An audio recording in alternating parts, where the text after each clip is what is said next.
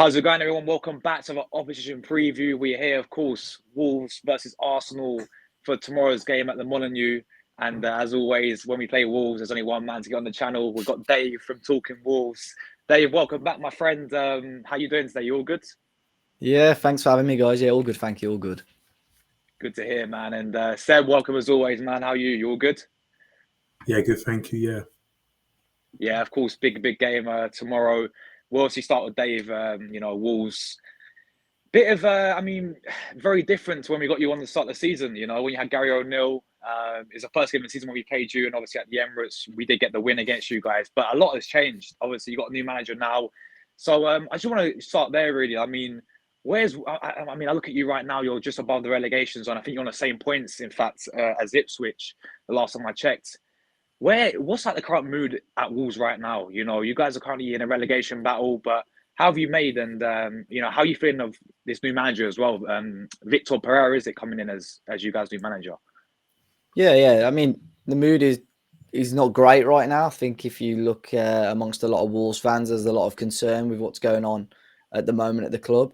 A little bit worried about how we're playing and how we're defended mainly as well.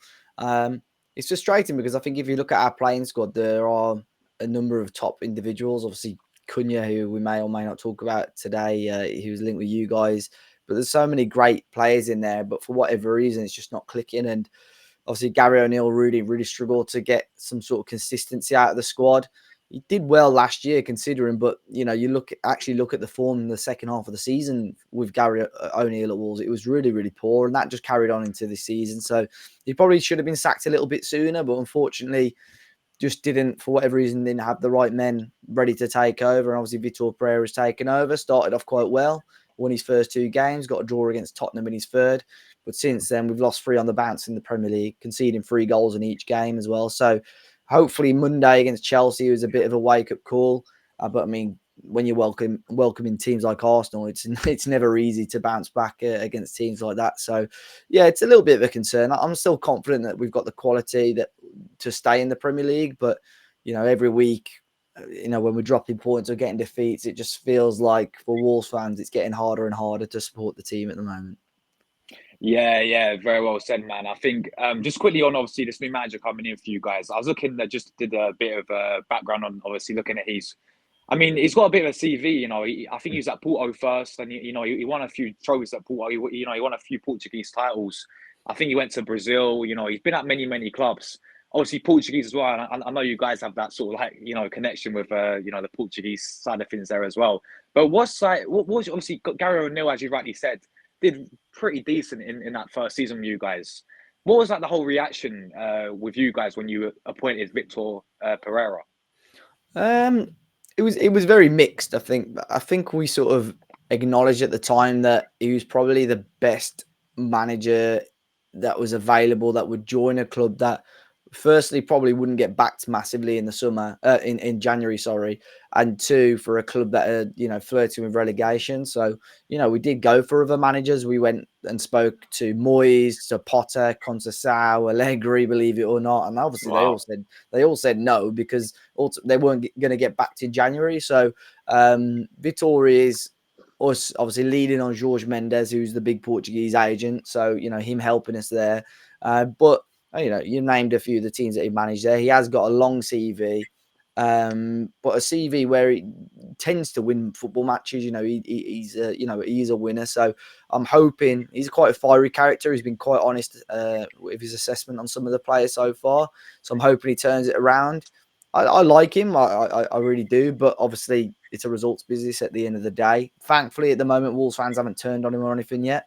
But if we start continuing this sort of trend of losing games, I think he'll have a lot to answer for. So, at the moment it's still early days. I'm just hoping that he can start turning things around for us sooner rather than later. Yeah, for sure. And Seb, obviously for our perspective going into this game, we actually have a good record at the Molineux in the recent years. I think we've kept like 3 clean sheets in the last 3 seasons there. The 2-0s and then the 1-0s. I think the last time you guys beat us was that 2-1 game when obviously we went 9 men with Leno and David Luiz. That was all the way back in 2021. But what's your quick thoughts coming into this game, Seb, as for Arsenal's point of view? It's a tough one, really, because I've always known this fixture to be a tough place to go. Even when we have been doing well in the last few years, we've always found it difficult there. And obviously, you don't know with Wolves, you don't know what you're going to really expect because they're a great team with great players, but it just doesn't seem to gel. And yeah, the last 2 years we have done well there, but still, you always have that fear factor that it isn't an easy place to go. And we did get the confidence boosting win last week, and we scored a couple of goals against Villa the week before. So maybe the attackers are starting to wake up now, but this is also a game where we're going to have to score goals. And if you look at our attack compared to theirs, if they have Cunha and Strand Larsen, they've actually been doing well, and they can actually get goals out of somewhere. And it's probably likely we're not going to have Saliba back, so there is always that threat that we could be a little bit open. But yeah, but if we want to be challenging for the title, then I do think we have to be getting 3 points here if we want to be challenging for the title, which I certainly want to do. So we have to wait and see, but we've got to go out. We've got to go out there and earn it. Yeah, 100% agree, Seb, man. For sure. This is, I mean, we dropped too many points this season anyway. 8 draws, win a title race. We can't be, dropping points like this. But yeah, I'll come back to you, Dave. Of course, looking into your squad, because you mentioned it earlier, and Seb said it as well. You actually got some really good players in there. I feel like, obviously we'll talk about Cunha, I think, towards the end, because heavily linked to a move with Arsenal. He's been your main guy this season, sort of I think 10, 11 goals. You got Strand Larsen, doing well as well, scoring goals, here and there. I mean, your midfield's pretty solid with Joao Gomez. I rate him as a player as well. But for you, I mean, when you look into your squad, what is it all down to them not gelling together, and is it all, would you say, sort of the wrong manager and Gary O'Neill? Is that why you've sort of fallen off a cliff, would you say? It's hard to sort of pinpoint exactly what the problem is, to be fair. Just defensively, we've been awful. You mentioned Strand Larsen and Cunha there. Yes, they've been goals. You look in a large proportion of our games, we are scoring goals. We've actually got a decent record in front of goal, but defensively, we have been awful. There's been a couple of games where we've conceded far too many goals. You've got a set piece defensive record, which is probably music to Arsenal fans' ears, who, Arsenal did being quite efficient from set pieces. Wolves have conceded 19 set pieces in 22 games, which is just so poor. That's obviously from Gary O'Neill. It looked like it sorted itself under Vitor, but it's continued the last few games to be quite bad. So just defensively, we were shocking. We've brought in a new centre-back who should play tomorrow, Emmanuel Agbadou, who looks okay, but I still think Wolves need someone else at the back there as well. But yeah, defensively, they've got to really shore up, especially if they want to stay in the Premier League. Well, Dave just said it there, Seb. I mean, we know we're known for our set pieces. We get called Stoke City nowadays. Set piece FC and all this. So I'm presuming, Dave, that that's you guys have got the worst record then. Oh, by far, yeah, by far. I think next is Manchester United with 12, maybe 14, but still, it's like 5, 6, 7 more than our opposition, but then the closest team. It's just not. It's awful. It's like a really, really bad record. I think if Arsenal win a corner tomorrow, there'll be just a collective sigh around Molineux because we'll probably know what's about to happen. Oh man, there we go. If you had to pick, obviously, I know it's not been a great season. You guys you're just above the relegation, but would there be a few players that we should, as Arsenal fans, be looking out for tomorrow? Obviously, I know we've mentioned a few, but is there any really who've stood out for you this season for Wolves? Yeah, Cunha's the obvious one. I think on his game, he's such a top player. I actually think on his game, he can be one of the best in the Premier League. Unfortunately, at the moment, Chelsea was a perfect example on Monday. He just didn't look interested whatsoever, and that really held us back.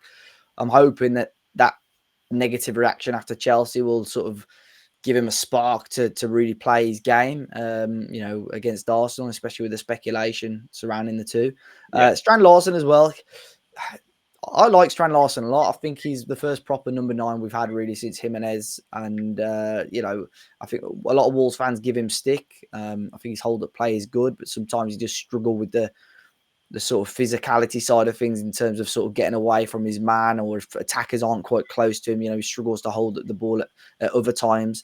So he does get some stick. And the midfield too will probably be Andre and João Gomez tomorrow. I think they're a really underrated midfield partnership as well. And I think they could be key if we're going to pick up anything from this game tomorrow. I think they're going to be key in that midfield battle, definitely.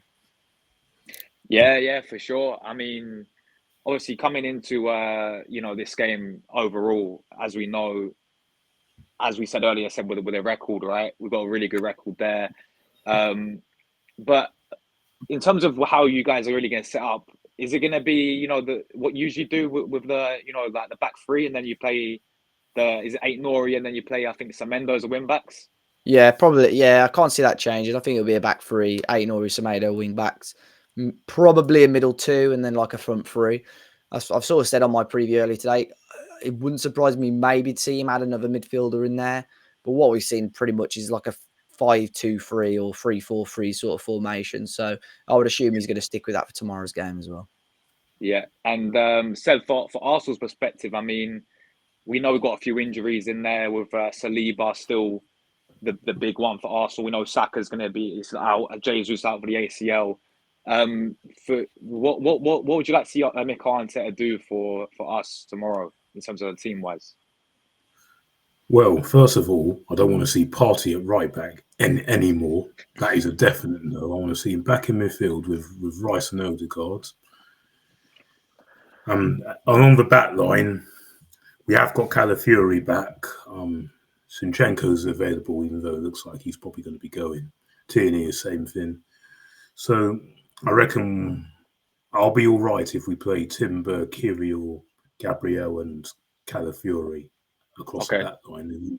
And then maybe Calafiori and Kirill can interchange because they can both play fullback and Calafiori can play centre back. Yeah. So there's maybe that. Or I wouldn't mind seeing Tierney start and Calafiori at centre back, but I just don't think Arteta will do that.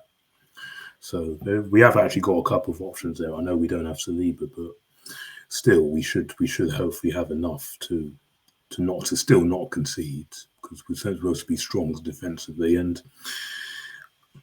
I've said the midfield trio, and along the front line, obviously Nwaneri's back. But I can understand if he goes Martinelli, Trossard, and Havertz to start with, and then bring Nwaneri off of the bench because he's just come back from injury, and maybe it's best to ease him back in because we've got important games coming up, including this one. But so, yeah, I'll probably say Martinelli, Trossard, Havertz. I don't want to see Sterling start because he's not good enough. But, well, I don't think it's bad the options we have, but of course. We still would rather have Saka, Jesus, White, and Saliba, but I don't think it's bad, and it should still be enough out there to get the job done. Yeah, for sure, 100%, man. So just I want to move to obviously, because obviously David's here. We might as well ask him about Cunha, man, because heavily linked with this guy. A player that as a neutral looking in, I really rate this guy really highly. Actually, is that I think playing with Simeone at Atletico Madrid, I remember him. And he really caught my eye there, And when you guys signed him, I was like, you know what? That's a really good signing for Wolves. But obviously, I'm sure you've seen all the speculation, Dave. Is it, as Wolves fans, if a big offer, because obviously it's going to be, especially let's talk about January, you guys can get a lot of money for him, especially if it's around this time, right? If a big offer like that comes, I mean, is it you guys are going to accept it, or is he too key of a player to really let him go at this stage of the season when you're in relegation battle as well? I think Wolves will, in an ideal world, obviously want to keep Matheus Cunha, but ultimately, if offers come, I would say it's going to take an offer of sort of 75 to 80 million pounds for Wolves to even consider it. Obviously, it sounds quite a high amount, but in January, it's such a difficult market to purchase in. So Wolves would have to get, a serious amount of money for him to even be able to potentially replace him. So, I think, I fully believe he'll be a Wolves player come the end of the window. Like I said, unless there's a massive offer, which I just can't see anybody making. But yeah, I mean, there's been a lot of speculation. I've sort of been 50-50 on whether he'll stay. Then a few days ago, I was thinking, yeah, he's going to definitely move on. But now I'm fairly confident. I think with some of the comments that I've seen over the last couple of days, I'm fairly confident that he'll remain a Wolves player. But such a good footballer. I don't know 100% if he fit into Arsenal right now. I think you probably need a proper number 9. Not to say that Cunha wouldn't come in and do a job for you, because I think he'll be a great player in your squad. But I think it's probably, if I was the chairman or the sporting director of Arsenal, I don't think Cunha would be number 1 on my priority list right now. In terms of like his role at Wolves, he's not. He doesn't actually play as like that natural number 9 for you, does he? It's Strand Larson, isn't it? Yeah, Strand Larson's a nice. Cunha has played there, don't get me wrong, but Yeah. Cunha normally plays off the left or like in the hole as there's like an attacking midfielder. So yeah, just like almost like a bit of a free role. You'll probably see it tomorrow where Strand Larson obviously will be at the top as that sort of target man, and Cunha will just float in between all the different positions. So that's why he finds a half space. Is Cunha such a talented player when he gets on the ball, and yeah, you'll definitely see that in elements tomorrow anyway. Seb, do you have any questions, or should we move to predictions? One question. I actually reckon if Cunha, do you reckon he'll play tomorrow? Because obviously there's this link with Arsenal, and obviously what happened the other day. Do you think he'll play? Because I reckon if he doesn't, then that could be telling that he probably might. Yeah. Play then he'll probably expect to stay, because as well as us being interested, I see Nottingham Forest are ready to put a big bid in, so there could be competition. But what are your thoughts on? I think it's a valid question, but I think with the comments that our head coach said this afternoon, he says that he's not for sale. He says that he's fully committed to the club, so I fully expect him to start tomorrow. And this is. It'll be really interesting, because I think this is a test of Matthias's character. He's only sort of 25, 26, so he's not, he's not a veteran as such. He's still quite, a young man really, and to have all that pressure on you, you're going into a stadium with 30,000 people, loads of eyes on you from a club that are potentially looking at maybe signing you. This is it's almost like maybe like a bit of an audition for him as such. In front of all the cameras, but it's really telling. Part of me thinks he might drop an absolute stinker, but another part of me thinks he turns up and he has an absolute blinder. When we played Manchester United just after Christmas, he was absolutely unbelievable, and they had been linked with him before as well. And I really hope we see that Matthias tomorrow. But I'm fairly confident, Seb, that he's going to start the game tomorrow. Yeah, and obviously, what's his actual best position? Is he actually an out-and-out striker, or is he attacking midfielder, or does he play well anywhere across the front three? What would you say? I think he's got the capability to play across the front three. I would probably say his best position is in like that free role, or just sort of playing almost as an inside forward off the left. I think as a number 10, picking the ball up from deep or linking up with the midfielders and driving it forward to start attacks, he's so good at. So I think he's such a quality player. You could probably put him anywhere across those attacking positions and he'd do you a job. But I think slightly deeper where he can pick up the ball, I think that's where he plays his best football. Yeah, there we go. Let's get into the predictions. I'll start, of course, Dave first. How do you see the game going, man? And if you give us a score prediction as well. Yeah, it's going to be a tough game. I think, when we first came back into the Premier League, we always gave Arsenal really tricky games, but you've got the better of us over the last few years. It's been, I think you've beaten us in the last 7 now. So it's been pretty comfortable for Arsenal over the last few years. I don't know, part of me thinks we're going to see a real reaction from Wolves. And we do nick it, but another part of me thinks that Arsenal are just far too good, and with the form and momentum that Wolves are in, that it's going to just go one way. So my heart is saying a 2-1 Wolves win, but if I'm honest, my head is going towards an Arsenal 3-1 victory tomorrow. Fair enough, man. Fair enough. Seb, what'll be your prediction for tomorrow, man? I'm going to go for an edgy 2-1 win. I think it'll be harder than most people think. I can see it being a game where it's 1-1 for quite a while, and then we nick it towards the final 10 minutes. I can see it being one of those type of games. But as long as we just get the job done, because it is vital now that we don't drop any more points. But I am expecting quite a difficult game, but I'll say 2-1 to us. I've gone the same, as well. I've gone for a 2-1 win to Arsenal. Just the fact that, we know, Seb, that our final first been poor, in terms of breaking teams down as well. The Empire's not been there. So I think it'll be another edgy game, but we will get the win. So, yeah. Guys, thanks everyone who obviously watched this video. Dave, as always, thank you so much for your time, my friends. Pleasure, All the guys. Thank you. best, all the best for the rest of the season as well. Obviously, I think you guys will stay up. I'm not saying that because you know you're here with us today. I I do hope think so. you will stay up, of course. Because I remember you guys were playing European football, man. You know the days of I think was it Nuno had you in Yeah. Europa League. And it's like it's sad to see like where you are right now, but I don't think it'll be there for long, man. I think guys will get back up there very, very soon. But yeah, guys, make sure you leave a prediction down below. Dave's at as well is in the title as always. Talking Wolves, go over to there. If you're not already subscribed, go and subscribe to him. And listen, may the best team win. Big up everyone, and we're out of it. Thank you, guys. Come on, you Gunners as well.